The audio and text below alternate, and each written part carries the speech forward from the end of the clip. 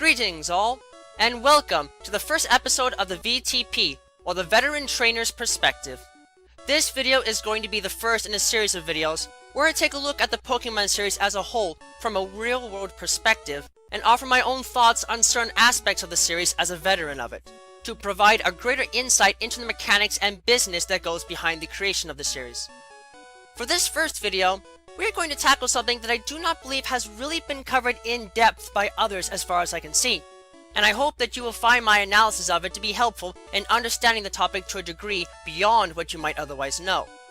Today's topic is going to be Underleveled Pokemon. You've probably heard this term before, but allow me to briefly go over it in order to define clearly what I am talking about. When I speak of underleveled Pokemon, I am talking about evolved Pokemon encountered either in the wild or in the possession of other trainers that are at a lower level than what they normally should be to be able to evolve. As an example, take a look at this Dragonair that I caught from the Safari Zone in Yellow, transferred over to Silver. Dragonair generally evolve at level 30, but the one that is available to catch in Yellow can be obtained at level 15, only half of the required level needed for them to normally evolve. While they have been relatively rare to see in more recent generations, the inclusion of such encounters was much more commonplace in the past, and they have remained a recurring element of the series through all generations in some form or another. Despite this, however, little has really been said regarding their purpose or existence, and it has remained a relatively unanswered question for some time. Well, today, I am going to offer my unique perspective on the situation and provide you my understanding of their existence and what role they have to play in the games. Now, in looking at these creatures, it can be said that, from an in-game perspective, some of the Pokemon that have been observed as underleveled in the games do actually make sense to be in such a state. For example, in the case of Pokemon like Magneton or Weezing, these creatures are effectively fusions of their pre-evolved forms, and it is blatantly stated in their Pokédex entries that they can spontaneously form from these sorts of random fusions. So it makes sense that low-level Pokemon involved in this operation would result in a lower than normal level for the evolution. Then, there are Pokemon like Muk, which are basically the same as Grimer physically speaking, except for being less dense. Since this is a factor that could be independent of level, it makes sense there could be occasions where this type of evolution could occur under level under the right type of environmental circumstances. Something similar could even be said for underleveled Haunter. Underleveled Cocoon Pokemon, such as Metapod, Kakuna, Silcoon, or Cascoon, could be created due to accelerated maturation, which can happen as well under the right circumstances. Creatures like Slowbro are generally created by a shoulder attaching itself to the tail of a Slowpoke, so this could happen at any moment and basically any experience level. There are even some examples, such as some of the Dragonite owned by Lance, the current champion of the Indigo League, that can be explained as a result of being affected by the evolution-inducing radio signals emitted near the Lake of Rage by Team Rocket during their attempted comeback in the Johto region many years ago. However, while these examples definitely make sense from an in-game perspective, most of them are not so easily explained. How can one possibly have a severely underleveled Magmar or Electabuzz in areas that are no different from their normal habitats? How could you get a Rhydon to evolve sooner than normal? How in the world could you encounter a wild Salamence at a lower level than what is normally required for a Bagon to even evolve into a Shelgon? Clearly, there is something not quite right here. So if we are to get to the bottom of this, we have to take a step back and analyze what is in front of us from the perspective of not a player or a fan, but from the perspective of a developer for the series. In putting together this video, I combed through the main series games and the spin-offs to try and find every possible example I could of underleveled Pokemon in the games, and compare them not only in terms of what was available in the wild and what was possessed by NPC trainers, but also looked at similarities between the lists and how the types and frequency of underleveled Pokemon changed through each successive generation. In doing so, I have come to divide the underleveled Pokemon found in the games into two distinct categories. The first category of underleveled Pokemon is what I call the reward category. This is used to dominantly describe all the wild Pokemon that can be encountered in the games in an underleveled state. As you are going along on your journey, playing through the games, You may end up encountering rare Pokemon that are hard to find, and they are generally rewarding in some way, whether they have the potential to be quite powerful, are required to complete the Pokédex, or, in this case, have some special perk to them that makes them worth hunting for. Some players like to play through the games as fast as they can, and don't take the time to really look around in every area of a game to find every secret they can. While this doesn't necessarily make them bad players, it does pose a problem to the developers in terms of the longevity of their product. If everything was easy to obtain, then the games wouldn't last as long, and players would feel like they were getting less for their money and probably wouldn't pick up the games for long. In order to help lengthen the playtime of players and get them to keep playing, rare Pokemon encounters are used as a way of enticing them to look around and take their time exploring a location. And for those that do so, the encounter they come across will be rewarding in some fashion.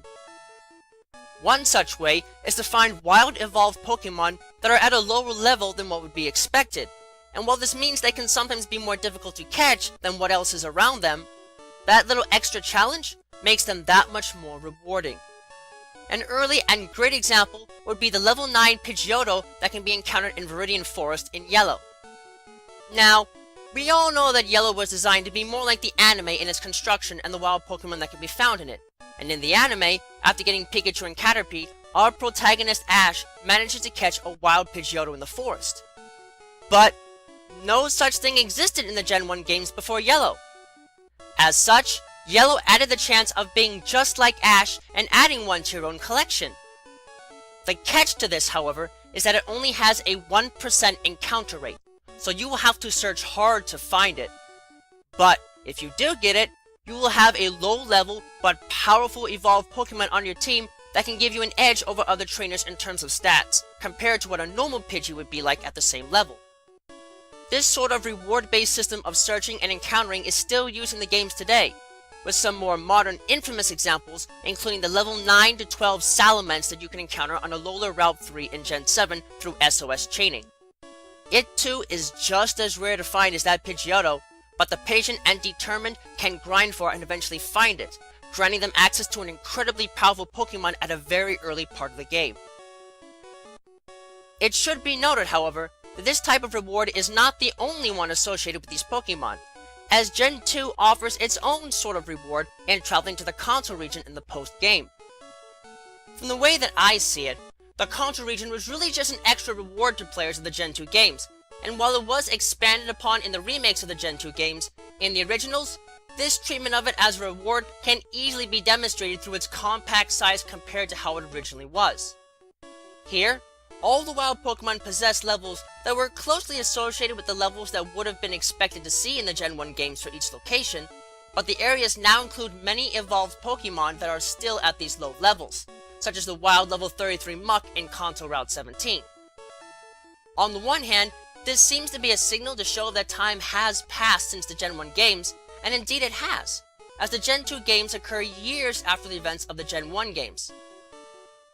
At the same time, however, it is a reward to players that were able to beat Lance and become the champion, something to give them both a reason to keep playing and exploring, and a feeling of pride that they are being gifted with these underleveled encounters as a sign of appreciation for their efforts, giving them Pokemon that are much more powerful than they should be at that level in their evolutionary family. Attached to that first category, I would also like to highlight a subcategory for this particular category, which I call the random subcategory. I know it sounds like an odd title, but I use this to primarily describe underleveled Pokemon that can be encountered in the wild via fishing and surfing. The name itself refers to the fact that in these cases, the level of the Pokemon that is fished up or found while surfing can often fall between a specific range of numbers, and in the case of rare encounters with fully evolved Pokemon, this can sometimes result in strange and awkward encounters, such as finding a level 15 wild Gyarados by fishing with the best rods in most bodies of water throughout Fire Red and Leaf Green. While this is not consistent for all generations, these Pokemon stand out because of the seemingly random fluctuation in level in many cases, as it is rare to see other Pokemon in the wild that follow such a wild level fluctuation. While the existence of this subcategory still falls under the same general reasoning as the reward category, I do believe there is another reason for this otherwise abnormal level range. As far as I can see it from a developer's perspective, the level fluctuations exist because trainers can start fishing for Pokemon as soon as they get access to a rod in absolutely any body of water, no matter what point in the game that location was originally visited. With the most powerful rods, you can oftentimes fish up evolved Pokemon, but because they can often be fished up at multiple locations, instead of gradually increasing the level of wild Pokemon as they would normally do, which is done so as the trainer generally is following a linear path from one area to another, it makes more sense for there to be a range so they can get Pokemon of different level groups no matter what location they might be fishing at. The exact same can be said for Pokemon encountered while surfing. The second category of underleveled Pokemon falls under what I call the challenge category, which covers underleveled Pokemon that are used by NPC trainers in the games. The entire purpose of these specimens is to act as a subtle increase in difficulty for players. I believe that it is primarily built around two main factors.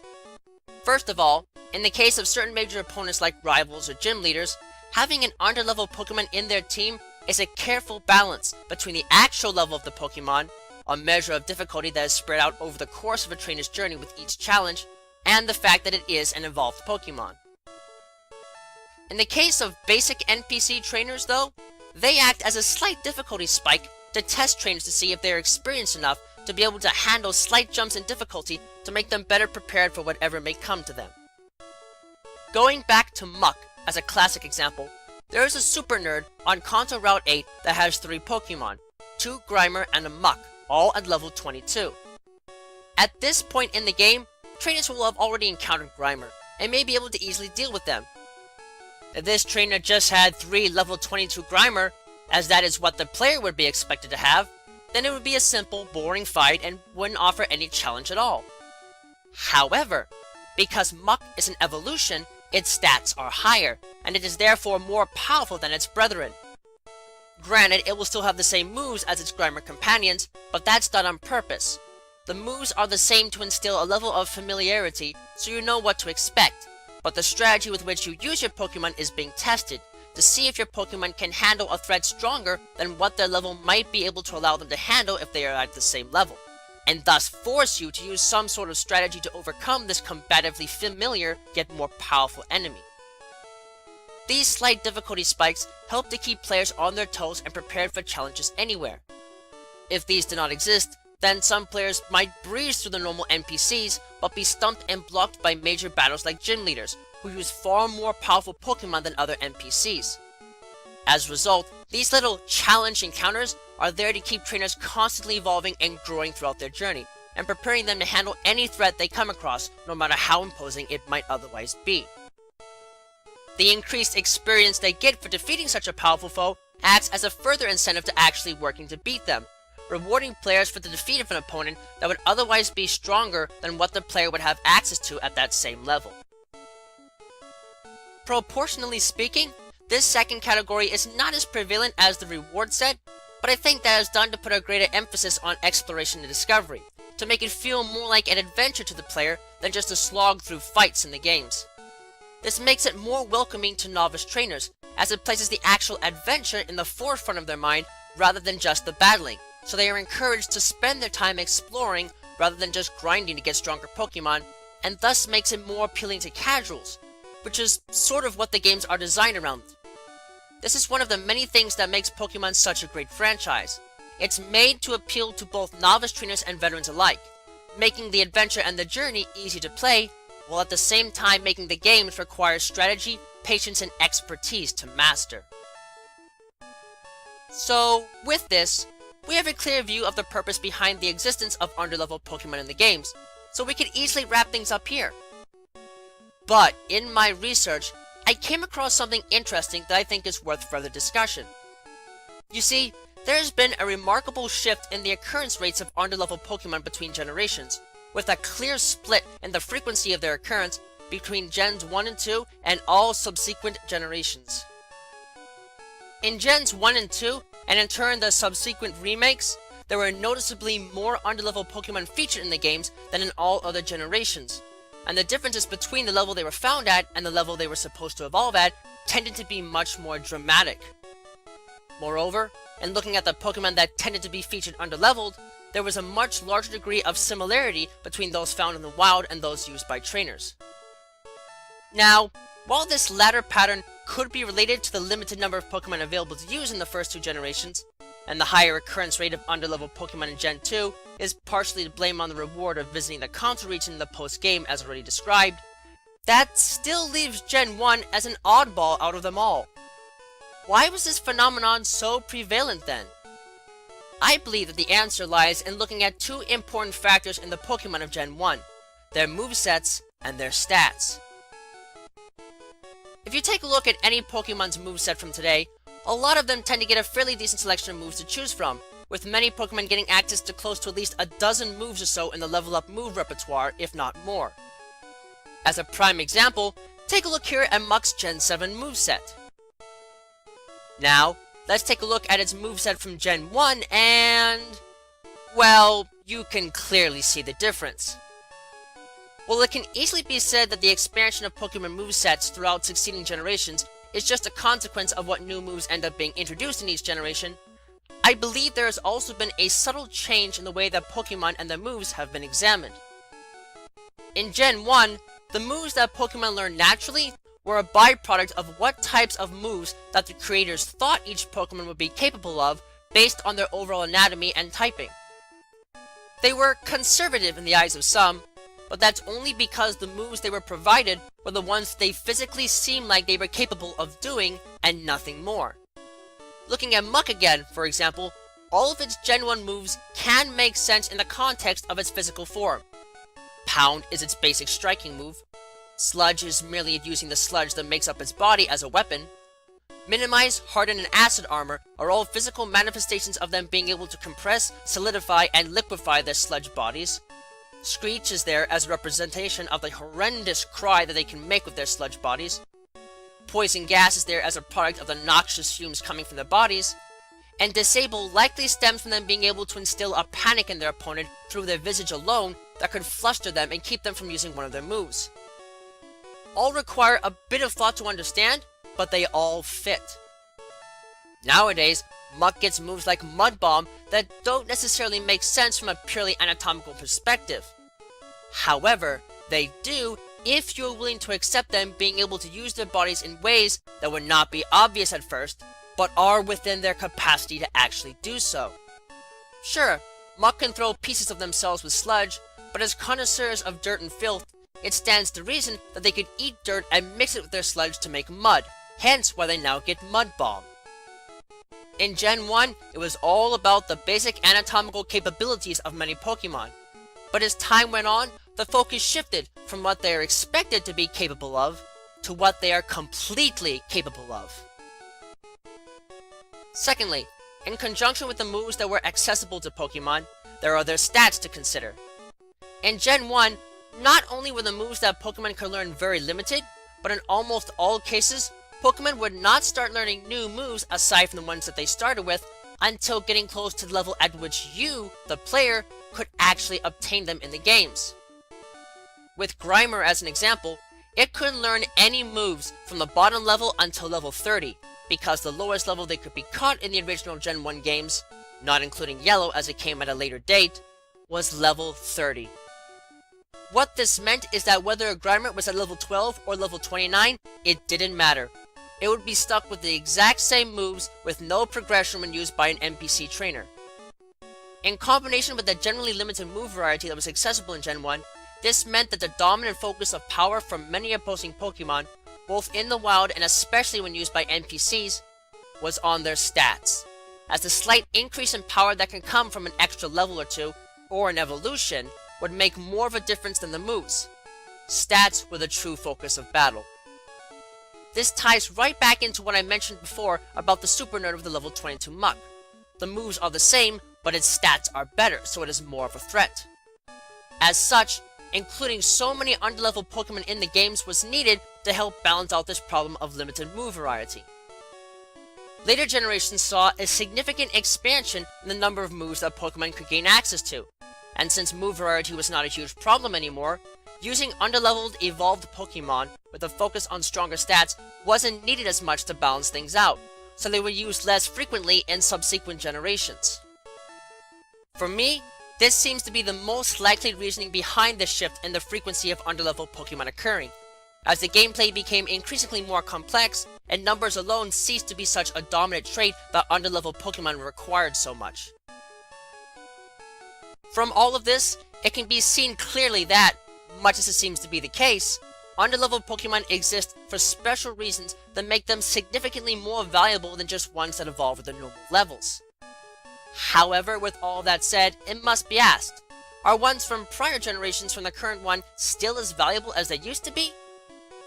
Well, sadly the answer to that is no, and the reason why is simple. As I have tested and verified myself, they simply cannot be transferred to newer generations. This is mainly due to the fact that, being underleveled, the programming for Pokemon Bank states that they are at a lower level than they should be, and thus must be hacked.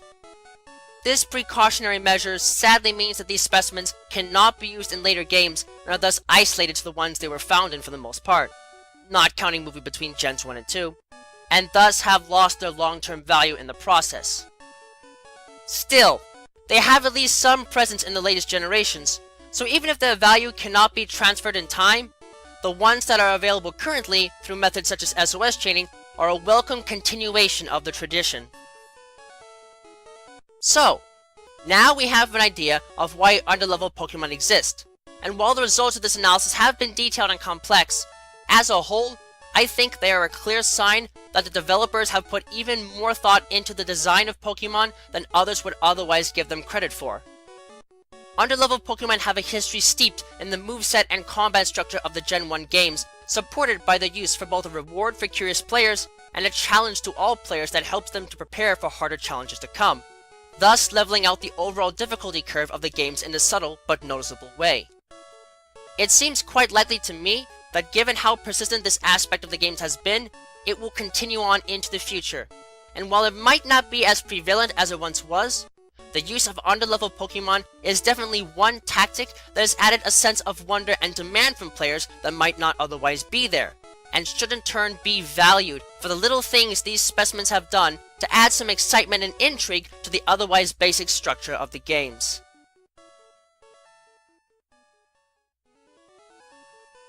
Thank you all for watching this video. It is always an honor to be able to speak with you all on the subject of Pokemon in a way that brings me great joy and happiness in my work.